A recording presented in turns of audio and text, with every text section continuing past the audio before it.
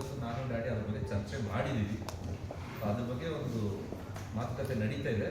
Daddy ಒಂದು ಏನೋ ಹೇಳಿದ್ದಾರೆ ನನಗೆ, ಅದು ನನಗಿಂತ ನಮ್ಮ ಅಣ್ಣ ಮನೋ ಅವರು ತುಂಬ ಆಸೆ ಪಟ್ಟರು ಈ ಸಿನಿಮಾ ಮಾಡಬೇಕಂತ, ರಿಲೀಸ್ ಮಾಡಬೇಕಂತ. ಆ್ಯಂಡ್ ಒಂದು ಸರ್ ಈಶ್ವರಿ ಸಂಸ್ಥೆ we have lived to entertain people. ನಮಗೆ ನಮ್ಮ ಆಸ್ತಿ ಅಂತ ನಾವು ಹೇಳೋದು ನಮ್ಮ ಸಿನಿಮಾ, ಆಮೇಲೆ ಜನರ ಪ್ರೀತಿ. ಸೊ ಡ್ಯಾಡಿ ನನಗೆ ಹೇಳಿದ್ರು, ಇಷ್ಟೊಂದು ಜನ ಆಸೆ ಪಡ್ತಾ ಇದ್ದಾರೆ, ನೋಡೋ ಏನು ಮಾಡ್ತೀಯ, ಇಷ್ಟೇ ನೋಡೋ ಏನು ಮಾಡ್ತೀಯ.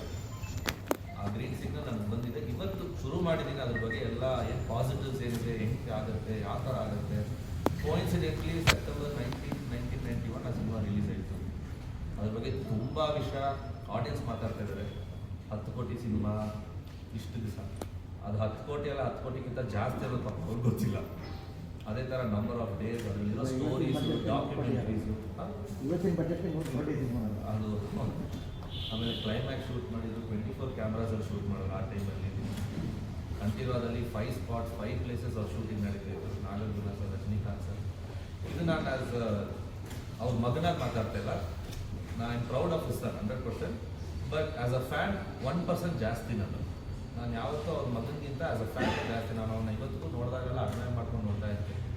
ಆ ಥರ ಯೋಚನೆ ಮಾಡಿ ಆ ಥರ ಮಾಡಿರೋರು. ನಾವೇನು ಅದನ್ನು ಪ್ರಮೋಟ್ ಮಾಡಲ್ಲ.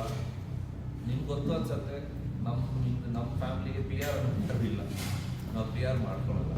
ಇದು ಆಡಿಯನ್ಸ್ ಆಗಿ ಬಂದು ಇದನ್ನು ಮಾಡಿಕೊಡಿ ಅಂತ ಅವ್ರನ್ನ ಟ್ಯಾಗ್ ಮಾಡೋದು ಡೈರೆಕ್ಟಾಗಿ. ಇವತ್ತು ಒಂದು ಚರ್ಚೆ ಆದಾಗ ನೋಡೋದೇನಾಗುತ್ತೆ, ಮಾಡ್ಬೋದಾ ನೋಡು ಅಂತ ಹೇಳಿದ್ದಾರೆ.